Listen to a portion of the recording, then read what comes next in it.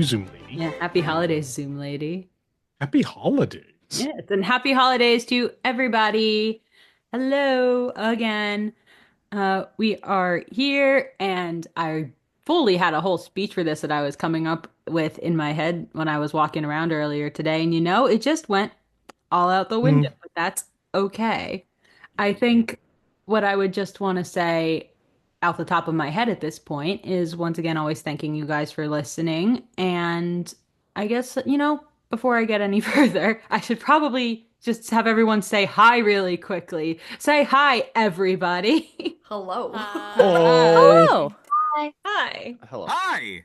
I remembered, but yeah, yeah. But thank you, everyone, for listening to us and keep following along with all the things that we do. As usual, it really means a lot. And I know that this has been an absolutely bonkers year, and I feel like we've been saying that every year for like the past 5 years now. But you know what? It's fine. With all the crazy, chaotic things that happen, I'm just really hoping that, ourselves included in this group here, we can just spend the holidays being with the people who we care about most in our lives and just being thankful for the good things, the happy things. Yeah. Now let's do a script regarding murder. Yeah, yes, the murder happy things story. including murder. Nothing says Christmas like murder. You know? Mm-hmm.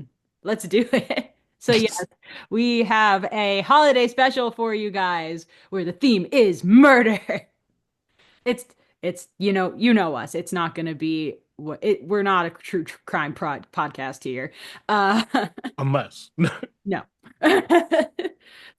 Hello, this is Editor Jess from the future. I just wanted to say really quickly that we had a couple of substitutions with characters, and we have me playing Carlton and Maria covered for Miriam. Yay! So we're gonna just do what we always do and jump right in. And I hope you enjoy our presentation of Heinous Investigations in Murder on the Polar Express. So, it's the holiday season again, and this time we find our investigators on a train, but not just any train, a train that runs express to the North Pole, if only there was a name indicative of that. The investigators sit in a plush, cozy dining car, enjoying an impressively holiday-themed meal together. Man, it sure was nice of old St. Nick to invite us up to celebrate the holidays at his place. And the luxury train ride through this picturesque Arctic landscape is super thoughtful. But I wouldn't expect anything less from a master gift giver. Oh, yeah, no complaints here. I could get used to this kind of comfort. And how is this any different than what we get at Martin's place? This time it's festive. As if to emphasize his point, he raises a fancy glass of mulled wine and takes a long sip. Right. I'll say, based on this invitation Mr. Kringle sent us, this train is magical in nature. Apparently, many of the cars have one kind of fantastic wonder or another in it. Yes! Is dinner over yet? I want to go to the other cars right now! Me too! Imagine the thaumaturgical studies we could make. I know, right? Hey, do you think Santa would be mad if I took massive samples of magical matter from this train? I would suggest that you exercise some restraint in that regard, Frank. Although the prospect of research is still exhilarating, we could at least organize some very thorough journals. How about you geniuses take it slow? You know we get in over our heads with magic more often than not. Oh, stop being such a Scrooge. This is supposed to be a fun trip. We should be enjoying it. Look at Ginny. She's been enjoying the view for most of the ride so far. I can't help it. The aurora is so beautiful. I wish we could do this all the time. Me too. It's not often enough we get a moment's peace. And when you know it, the train suddenly starts to shake and the lights flicker on and off, like that episode of SpongeBob, before blacking out entirely. Jack needs to stop tempting fate. I'm starting to think Carlton had a point.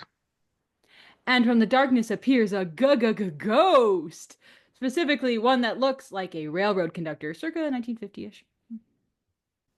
Hello there. Hey, you guys. I'm gonna go out on a limb here and say this train is haunted.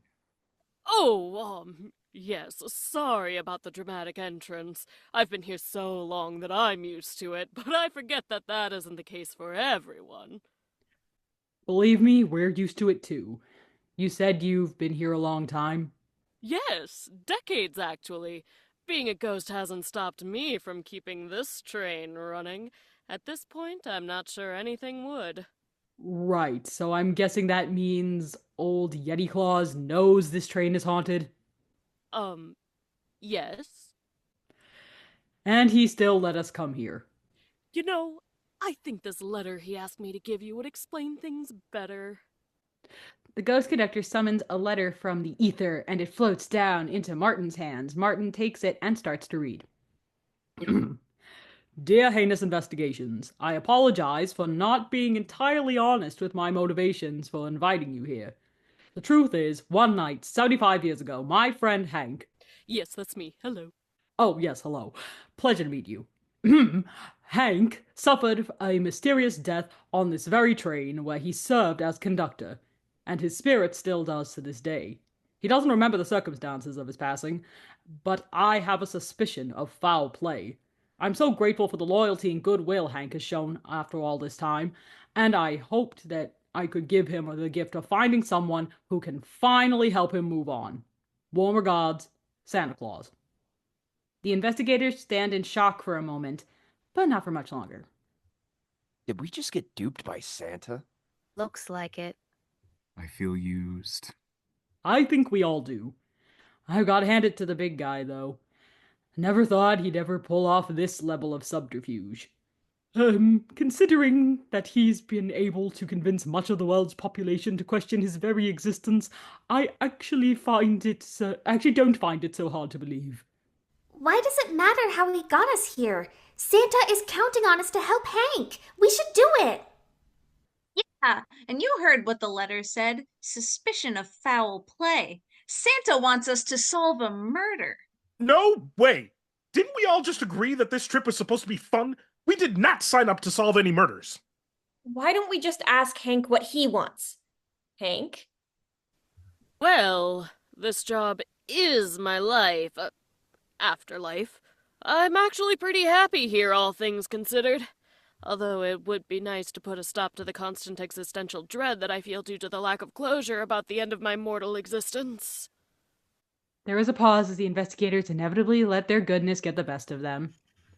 Aw, you poor thing. We won't let you suffer anymore. Ghosts are people too. Well, sort of. Now, far be it from me to turn down a chance to help someone in need. And solve a good mystery while we're at it. Let's do this. How do we do this? Like we usually do. We'll split up and look for whatever evidence we can find. If this murder really did happen 75 years ago, there probably isn't much left. But then again, this is a magic train, and it's not like we have anything else to lose. Let's do what we can and meet back here in the dining car in an hour. Sounds like a plan, boss lady.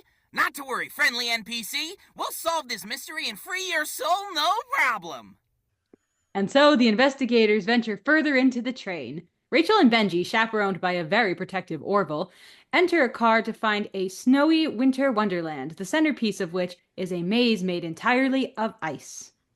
Wow, this is going to be the most fun murder investigation ever! Race you to the scary looming ice maze. The two of them make a mad dash for the maze, with Orville doing his best to keep up. I'm questioning the decision to let you two be a part of this. At the entrance of the maze, the kids stop short. Wait, do you think we'll actually find any clues in there? My vast knowledge of fairy tales makes me want to say yes. We can't go in there. The ground is too slippery. You could get hurt. Oh, I have an idea. In the next moment, the junior investigators and Orville are wearing ice skates. Fine, let's go. Yay! Woo! The trio skate.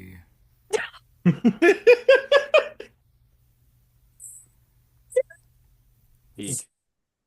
Oh my god. The trio skate their way through the maze. But after several minutes of following twists and turns, they slow down, sensing something sinister in the air. Is it just me, or did we pass that dead end already?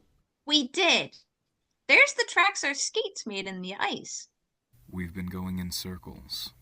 From nearby, they hear a soft, barely audible scraping sound. They quickly turn to see that one of the walls of the maze is moving. Then another wall also starts to move, and then another. Then the two walls surrounding the junior investigators and Orville start to close in, threatening to squash them like snowflakes.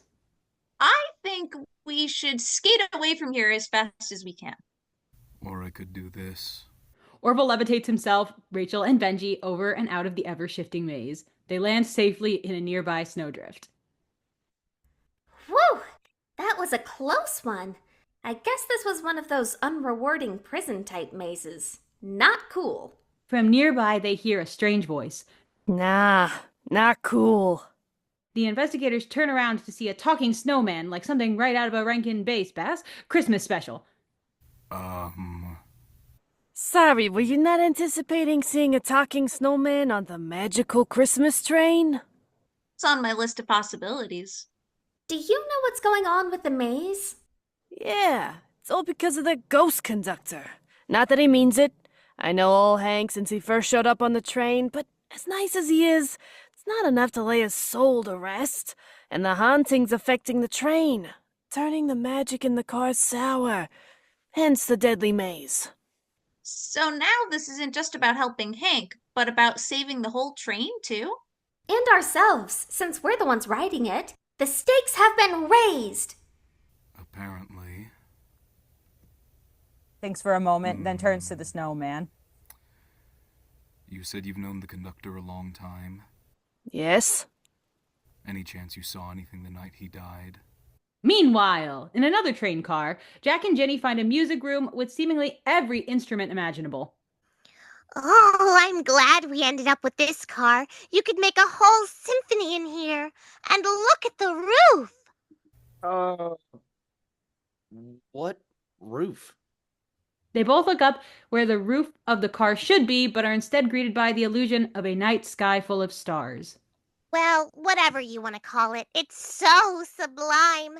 If we weren't looking for clues, I would spend all night here. Yeah. Speaking of, I'm not so sure we'll find anything useful in a music room. He skims through some sheet music on a nearby stand. Maybe if we play something? He picks up a trumpet, flips to the first page of the music for Silent Night, and starts playing. The melody immediately fills the air, and the stars shine even brighter than before, seeming to dance through the illusory sky. It looks like the stars are trying to show us something. Keep playing, Jack. He nods and continues to play, and the stars come together and arrange themselves into a picture of the train. Oh, it's like the Starlight Express. Maybe there aren't any clues in this car, but the stars are trying to point us to where we can find some. Jenny suddenly looks very drowsy. And I hope we find them soon because I'm getting tired. Jack? Jack is barely keeping hold of the trumpet as he also starts to nod off. Oh, you're tired too. Is it later than we thought? Wait, no, this isn't right. We were okay when we came in here before you. It's the music! It's the music! Jack, stop! Jack, extremely dazed, tries to speak while still playing. Jenny runs over to him. But Brr, we need the brr, stars brr. to tell us where to go. We can't go anywhere if we're asleep. Jack, unable to stay awake any longer, passes out and drops the trumpet. The music stops, but the star train fades away. Oh no! She goes to the sleeping Jack, quickly shaking off her own sleepiness. She gently places a hand on Jack's shoulder and tries to nudge him awake. Jack, wake up! Come on! Rise and shine! No response. Jenny shakes him a little harder. Jack, quick! Algie is trying to steal your clothes so he doesn't have to do laundry again! Still nothing. She fully grabs Jack and floats herself in the air, now fully shaking him like a rag doll. Wake up now, please! But Jack is still out like a light. Jenny floats back down to the ground and lies down next to him, arms crossed in frustration. now what am I supposed to do? I can't wake Jack up, and I can't get the stars back. I can't even play any of these instruments. Okay, I can, but not well. It end up sounding messy and loud, and oh! She quickly runs over to a tuba, picks it up, takes a deep breath, and stops. Oh, wait. She sets the tuba down and takes a moment to dig through her pockets, pulling out a pair of big, fluffy homemade earmuffs. I was going to give these to Orville when we got to the North Pole as an early Christmas present, but I don't think he'll mind if I test them out first. Okay, here goes.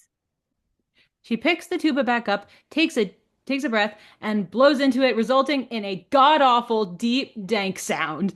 She then runs over to a violin and makes sounds on it akin to nails on a chalkboard. She proceeds to run between all the instruments, playing them all badly to the point of unleashing symphonic hell. From nearby, Jack stirs. Ugh, what noise is that? I feel like my ears are bleeding. Ginny drops the instruments. Jack, thank goodness. I'm glad that worked. So, do you think we can play that song again, but with these on? She holds out the earmuffs to him. Sure. But what about you? I'll know to cover my ears this time. Now let's get that star train back. Jack doesn't argue and puts the earmuffs on, prepared to find their clue. Meanwhile, Martin and Algie open the door to another car containing a fancy kitchen that is definitely too large to fit on a train. Okay, so I guess this murder mystery isn't all bad. He immediately hones in on the food in the room and starts snacking. You're still hungry? We just had dinner. Yeah, we had to run off on this investigation before I could get to have seconds. Well, you can do what you like, but I'll be looking for clues. Martin slowly moves about the room, leaving no pot or pan unturned, even though he is probably taking it too far. Case in point, he is looking inside every jar, bag, and box within the pantry. You know, I highly doubt we're going to find the answers we're looking for at the bottom of a jar of cranberry sauce. But when you're done with it, can you pass it over? I was only trying to be thorough, but I see your point. Here. He hands Algie the jar and returns to checking the pantry, running his hands along the shelves before abruptly stopping. Hey, I think there's something back here. Where? Here, wedged behind this shelf. I think it's a piece of paper all folded up. Definitely meant to be hidden. Got it. He pulls the paper from its hiding place and carefully unfolds it. The paper looks pretty old, and the ink is faded. A good start, but let's see what it says. He starts to read. Darling, every moment without you is like, come on, sorry, I forgot how dramatic this is. Let me get the sax. Yeah. Okay. Darling, every moment without you is like wandering across a glacier in a blizzard. Empty, disorienting, lifeless. I miss your bright eyes and your warm, gentle smile. I cannot wait for our next meeting. I want to feel your lips brush against mine, be overwhelmed by the taste of, maybe I should skip ahead. Oh, on second thought, it only gets more explicit from there. Oh boy. Let me take a look at that. When it comes to especially spicy letters, I am the expert. He reads through the note as a professor would read an academic text. Yes, very interesting. Ooh. Yeah, whoever wrote this was down bad. The letter is signed C. No other name. I wonder who they could be and if they factor into this case somehow. Maybe this letter led to some kind of romantic rendezvous that came to a nasty end. And Hank was somehow involved. Algie, I think we could be onto something here. And you're back to eating the leftovers from dinner. Well, I'm not gonna let it go to waste. Martin shakes his head and continues to look over the letter before shifting in discomfort. Whew, is it just me or has it gotten much harder in here all of a sudden? He takes a look around the car and notices that not only has most of the kitchen disappeared, but that the heat is so intense it can be seen in the air. Algie, I think we should go. But I'm not done yet. Martin knocks the plate out of his hands and grabs him by the arm. Hey! Martin tries to drag Algie out the door, but they end up in a scuffle. Algie, we have to move. Something isn't right here. Okay, don't get your fancy pants in a bunch. Do what you want if you just let go. They both end up tripping and falling over. Ah! They land in a strange, soft, questionably colored substance. Oh, what is this stuff? I know for a fact it wasn't here when we came in. He scoops up a small amount of the substance with his finger and tastes it. Why would you do that? It's pastry and fruit mints. What if it wasn't? Don't even bother answering. I'm out of here. Oh, never mind. I'm stuck too. Yeah, me too. To make matters worse, enormous gas flames shoot up from the corners of the room, making the car resemble a giant oven. All right, I'm going out on a limb here and say that we're about to be baked into a giant pie. Oh, how delightful. Just in time for the holidays. How do we stop it? I'm thinking. Any chance you're still hungry? Well, now that our lives depend on it, I don't know, maybe? Then let's eat for our lives. Martin has barely taken 2 bites when Algie has eaten through enough pie to free them both. Oh, thank you. You're welcome. Now let's run for it. They make a break for the exit, just managing to escape before the gas fire consumes the inside of the car. They both catch their breath. Well, that was horrifying. He pulls a letter out of his pocket, is completely unscathed. Good thing I was able to hold on to this, huh, Algie? If you made a noise, it ate you. As Algie faints, Frank, Elliot, and Liza prepare to enter another train car. Okay, guys, I know we haven't found any evidence yet, but I have a good feeling about this one. Well, while I'm glad to help a lost soul find some closure, I hope that whatever we find doesn't convey the worst. Oh, I wouldn't worry, little buddy. This is a holiday special. I'm sure that nobody else has run into anything too sinister, so we won't either. Frank opens the door to reveal that the car is full of creepy puppets and dolls. Elliot jumps into Frank's arms in abject terror. How would you look at that? Are these toys all handmade? Maybe this is like a mobile workshop so Santa can take his work on the road. Ooh, I gotta get a closer look. Down you go, buddy. No, wait. Oof. As Elliot hits the ground, Liza reaches down to him.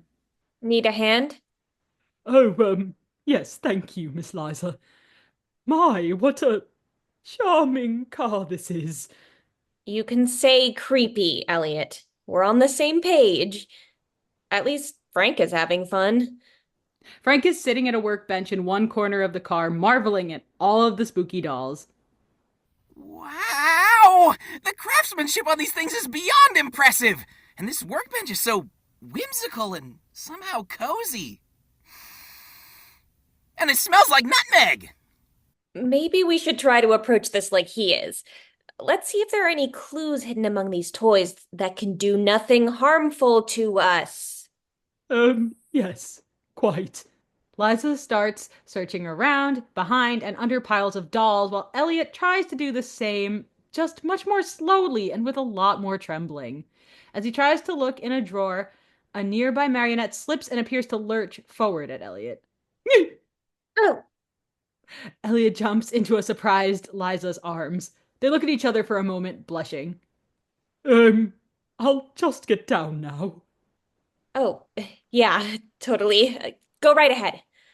As Elliot gets down, Liza reaches for the semi-fallen marionette, planning to move it back in place, but then she notices something.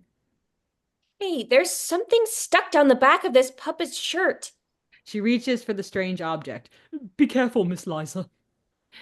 She nods as she grabs hold of the item and pulls it swiftly and easily from the puppet. It's a knife covered in dried blood. Oh, God! She nearly drops the knife in surprise but manages to hold on to it. She looks at it intently, as do Elliot and a suddenly engaged Frank. I think I just found something really incriminating. I should say so. Huh. Funny to find that kind of knife in a toy-making spot. It looks like it belongs in a kitchen, not a workshop. Seems suspicious. I'm a little more concerned about the blood all over it. Elliot, any chance we'd be able to find out whose it is? Well, by the look of it, this blood is too old to be properly tested, even if I had the means to do so. Not to mention, it isn't as if there are blood samples from everyone on board the train the night of Hank's passing readily available for comparison. Yeah, and I haven't met a ghost yet who could give a blood sample. At least, not of their own blood. Ugh. Well, regardless of the source of the blood, there is still something to discern from this weapon. I've seen several types of blood spatter in my day, and the pattern here indicates that this knife wasn't used to stab with murderous intent, but to slash. This was a defensive strike. Maybe Hank used it to fight back against the killer. If we bring the knife back to the dining car, then maybe... Liza trails off to see Frank and Elliot looking at her, the former with fascination, the latter with concern. What are you guys staring at? Your hair. What's wrong with my hair? Nothing, but, has it always been so... yarnish? What? She nervously runs her hands through her hair to find that it is now made of yarn. What the... Not to cause any further alarm, but it appears that my arm has been petrified. Elliot is clearly freaked out by this development, and Frank takes a minute to knock on his buddy's frozen arm. Huh. Wood! Between this and Liza's hair, you'd think you guys were starting to resemble the dolls in here. Yep, that's definitely what's happening. This place is cursed. Ouch! Frank jumps and reaches behind his back to find a wind-up key sticking out. Yeah, we should run. Yeah, we should. Move it, nerds! Liza secures the knife in her belt, grabs hold of Frank and Elliot, and quickly drags them out of the train car, slamming the door shut behind them. They look themselves over to see that they've returned to normal. So I guess this is a dark holiday special. My bad. Meanwhile, Carlton and Miriam enter another train car, which is a completely normal sleeping car. Well, that's disappointing. I was hoping we'd get one of the magic cars. What, and find more ghosts? I think we should stick to the level of crazy we're already at. Even if it would have been cool to have an ice dragon or something around. I don't know, I haven't thought that much about it. Sure. Come on, Sir Yells-a-Lot. Let's check out these rooms. She goes over to a door, preparing to open it, but stops. She turns to Carlton. You want to do your thing? Seriously? Oh, sorry, that was Elliot. Seriously? I thought you said it was stupid. It is, but it's also the holidays. Knock yourself out. Oh, okay, sure. Thanks, Pryor. Door kicking sound. He kicks the door open. The fact that it's a sliding door makes the action even more impressive. Nice one. Now let's get searching. They begin to dig through the various compartments of the room, as well as any other spots where clues might be hidden. As Miriam searches near the doorway, she hears a rustling from behind her, causing her to turn around quickly. There is nothing behind her, but something still doesn't sit right. Hey, Carlton, I think I heard something. Out in the hallway. You gonna go check it out? Need backup? Maybe. Just stay quiet and wait for my signal. Carlton nods as Miriam brandishes a small throwing club and takes a stealthy step back out into the hallway, immediately freezing as she sees what looks like a stereotypical railway hobo, or at least what one would look like if they were covered from head to toe. She stands confused for a moment before taking on a defensive stance and focusing on the stranger. Hello? The stranger turns around, and as they spot Miriam, they bolt for the nearest door. Hey, wait! Stop! She aims the club and prepares to throw, but then Carlton bumps into her. Pryor, oof! Ugh! She fumbles the club and then steadies herself. Come on, they went that way. Second door from the exit. She runs after the stranger with Carlton following. I thought I told you to wait for my signal. And I would've if you bothered to tell me what the signal was. Why would I need to tell you that? I only use like 3 different signals at most. Ha! Bullcrap. You know, now I regret letting you kick that door open. Speaking of doors, Miriam flings the one leading into the stranger's hiding place open, but there's no one inside. Where'd they go? I don't know. You sure you picked the right door? Suddenly they hear the sound of another door opening in the hallway. They quickly do an about face and run back into the hall, where they see the stranger run into a different door. There, third door, right side. We'll get him this time. They run after the stranger again, and what ensues is a hallway door chase scene straight out of Scooby-Doo. Carlton, Miriam, and the stranger are popping in and out of doors left and right, including ones that they logically shouldn't have been able to get to. Carlton and Miriam pause in the hallway mid-chase to catch their breath. Okay, so maybe this car does have a little magic in it after all. You think? Then the stranger appears out of another door, and the pair springs up and runs after them again. The chaos continues for another few minutes before Miriam manages to tackle the stranger to the ground. Finally caught you. Now, if you don't mind, we'd like you to answer some questions. Yeah, like, what the hell are you doing here? And does it have anything to do with an old murder? Back in the dining car, the other investigators reconvene. All right. It looks like everyone is present and accounted for. Except for Carlton and Miriam, who texted, "Don't wait for us, making sure a railway hobo isn't also a murder hobo." Confusing message, but not entirely out of line with their antics. And this only shortly after Orville texted, "The train is haunted, proceed with caution." A little late on the alert there, don't you think? How would I know? We were split up. My point is, things on this train are only going to get stranger until we solve this case. Time is of the essence. He looks around the car and calls out, "Hank, are you still here?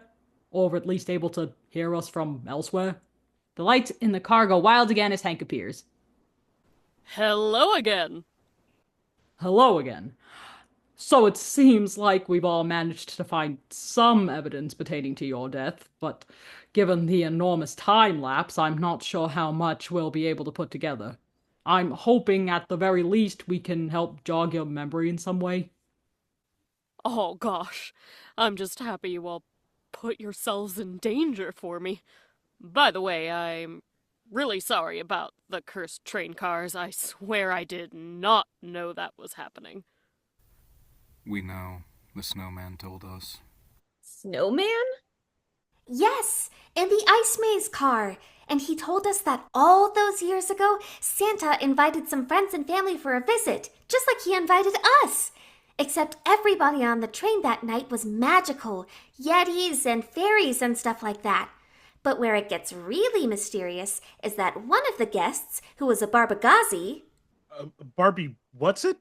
Barbagazi, a snow-dwelling person of Swiss and French folklore. Think somewhere between a gnome and a yeti. And not the monsters from The Witcher. Right. Anyway, the snowman said he was pretty sure this Barbagazi was related to Santa, like a cousin or something. But even more importantly, the snowman saw them sneak off into one of the train cars after Hank. Aha! A suspect. Sorry. Oh, good. Great even. Did you come across anything that might establish motive or means, Orville? No. Sorry. I might be able to help with that. When Elliot, Frank, and I were in the workshop car, we found this knife. Liza brandishes the knife in a way that she didn't intend to be just a little creepy. Oh, why wasn't our clue this cool? Can I hold it? Oh, so that's where that knife went. You recognize it? Only that it's supposed to be in the kitchen, not the workshop. Called it! No idea how it ended up so far from where it was supposed to be. Do you think the knife is what killed me? No. We have extremely strong cause to believe that it was used in a defensive capacity only. Okay. Well, what about a crime scene? Any luck there? Oh, Jack and I know that. The murder happened in the caboose. It might have happened in the caboose. Don't forget, we're going off of a weird, vague sign from a bunch of stars. Yeah, but for most of our cases, the weird and vague stuff is usually correct. She has a point. Hank, you've been running this train all this time. Did you ever get any strange impressions from the caboose or any of the train cars for that matter? Nuh-uh. This is proving to be as difficult as I'd thought. Then how about we switch gears? Like asking the conductor here if he knows anything about a letter? Specifically a particularly lewd love letter? Altie accusingly holds the letter up for the investigators and Hank to see. How did How did you get that? I was holding on to that Have you been reading it this whole time? For investigative reasons. Wait, I actually do remember this. He looks down at the letter, reaches for it, but much like his memory, the paper slips through his fingers. Do you know who this C person is? I don't. Or maybe I do? One thing I know for certain is that whoever they are, they didn't kill me. How can you be so sure? I don't know. I just am. What if C wrote the letter for you? And that Barbagazi, what if they were the third side of an unrequited love triangle? And spurned by the object of their affection, they attacked Hank in a jealous rage. Hank used the knife in self-defense, but it wasn't enough. He fell victim to a crime of passion. Ginny, I love you, but I think we need to stop spending every date night watching period dramas. And, on a less personal note, if those really were the circumstances surrounding Hank's death, what would have happened to C? The killer wouldn't leave a witness to the crime, but then C very likely would have also become a ghost like Hank. Then that can't be true, because I know for a fact that I've been the only ghost on this train for the last 75 years. Okay, so the bloody knife isn't the murder weapon, it wasn't a crime of passion, and we don't even know if our one suspect had anything to do with the murder at all? Man, we're quickly running out of tropes here. It is at this moment that Liza has a sudden thought. Wait a minute. Can I see that letter from Santa again? The one Hank gave us? Of course. He hands Liza the letter. Why? Liza looks over the letter with hawk-like intensity. Her face lights up as she turns the letter around to show the rest of the group. See? I have suspicion of foul play. Santa didn't have any more solid evidence of a murder than we have now. Maybe that's because there was never any murder at all. Huh? Okay, so the knife came from the kitchen, but it was stashed in the workshop. But why would it be stashed at all if it wasn't the murder weapon? Maybe because whoever hid it was afraid that it would be mistaken for one. Because they knew that there would be a letter connecting them to their recently deceased lover. C. Exactly. There was already someone following Hank through the train. If C was caught with a knife and the conductor's dead body, they would have a hard time exonerating themselves. Because nobody would believe what the knife was really used for. You mean self-defense, like the doc said? Or to defend someone else. Yes, I knew it. Romance wins the day. I think I'm missing something here. But you won't be for long. I think we solved this case, but I have one more suspicion that, if correct, will prove everything beyond a shadow of a doubt. But for that, we have to go... to the scene of the crime!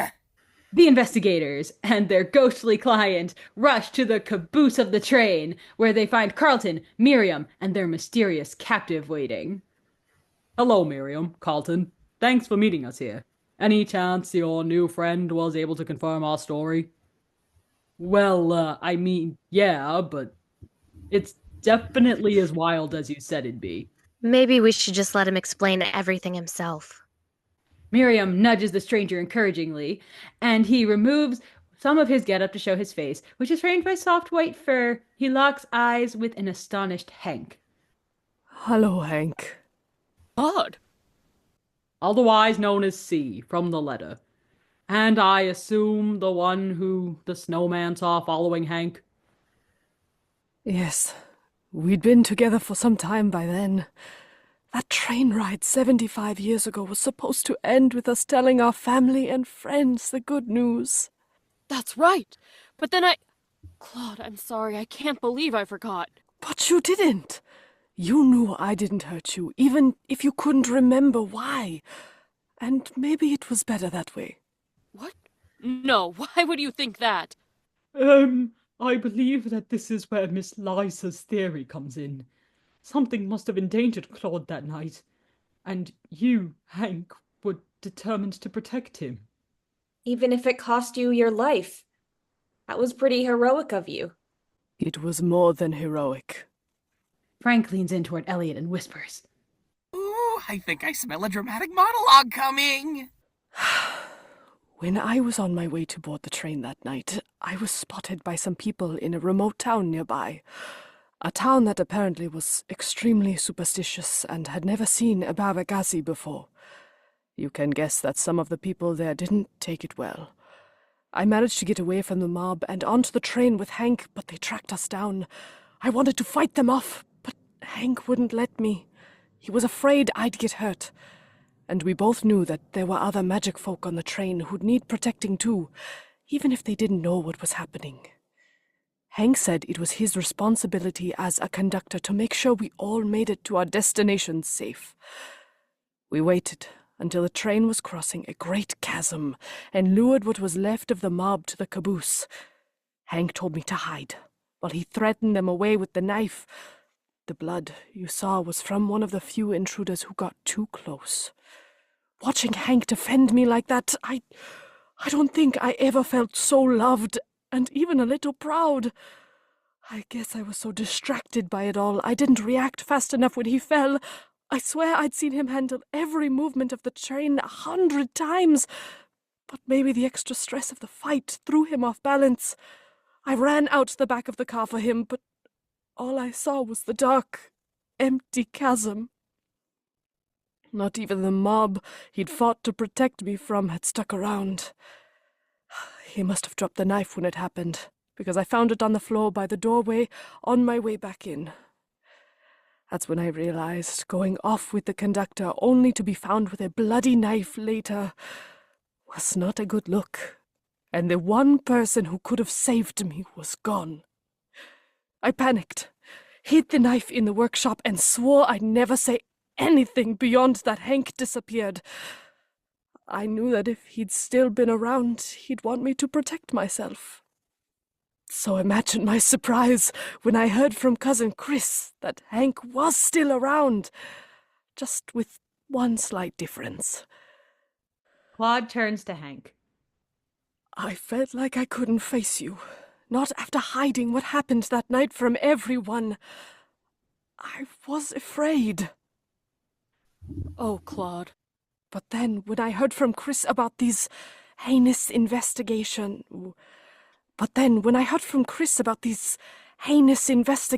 being brought in to solve the mystery of your passing, I thought that I'd finally have a chance to make things right. So I stowed away on the train. But then you hid from us. And ran when we tried to talk to you. I got nervous! I'm sorry for not coming to find you sooner, Hank. Can you ever forgive me? If it means I won't lose you again, yes. Absolutely yes.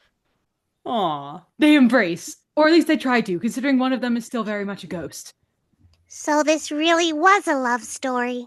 And yet I think we can still confidently say mystery solved. Does this mean we can go back to partying? Algie. Okay, I'll admit, that actually sounds like a great idea. The investigators go back to the dining car to celebrate, noticing that the train has returned to its normal, safe, and festive self along the way. They spend the rest of the evening finally getting a well-deserved rest. Wow, this is the best hot chocolate I've ever had. I wouldn't expect anything less from a train run by Santa. Hank, do you think we could get the recipe? Oh, sure. After everything you did for me. Not to mention old Santa boss when he gets the good news. It's the least I could do. Thanks, but are we sure that's really the best move? From nearby, Algie and Ginny are engaged in what appears to be a drinking contest. They each chug a huge mug of hot chocolate each, and then slam the mugs down on the table in front of them. Hell yeah! How many mugs is that? 10? 12? I'm losing count. Woo! This stuff is good! So good! And you don't need to count anymore because I'm gonna win anyway. Oh, and Orville's keeping score. Can someone explain again how I ended up judging this? Well, it's not like we could have asked Jack. Algie points over to Jack, who is asleep. Oh no! The sleep curse got him again. Don't worry, Jack. I'll save you. She grabs two of the hot chocolate mugs and bangs them together next to Jack's ear. Ah! Ginny, I'm fine. Just tired, I swear. Oops. Sorry. A few tables over, Liza and Martin unwrap an extremely well-decorated gift basket to reveal a bottle of a certain wine and sugar cookies decorated like a familiar crustacean. Champagne and lobster cookie fest! Thank you, Santa! Now this is how you celebrate a job well done. Martin pours himself and Liza their drinks and raises his glass. Cheers. And happy holidays. They clink. Clink. Anybody else want some? No thank you, Miss Liza. But I appreciate the sentiment. I'll try some. Benji! I meant the cookies. Oh, yes, that makes much more sense. Sorry. Frank, would you like anything? I'm good, little buddy. The day is saved. Everything is nice and cozy. There's plenty of holiday cheer to go around. Feels like the best wrap-up to a murder mystery anyone could have asked for. I'm A-okay. You want to go back to the magical train cars, don't you? Yes! Oh, I'm in too. And me. I want to see the car with all the dolls in it. Maybe we wait a bit before revisiting that one. Here we go again. Happy holidays. The end. And a happy heinous holidays to us all. Yay! Or as we like to call them, And don't we just? Very nice. don't we? Just.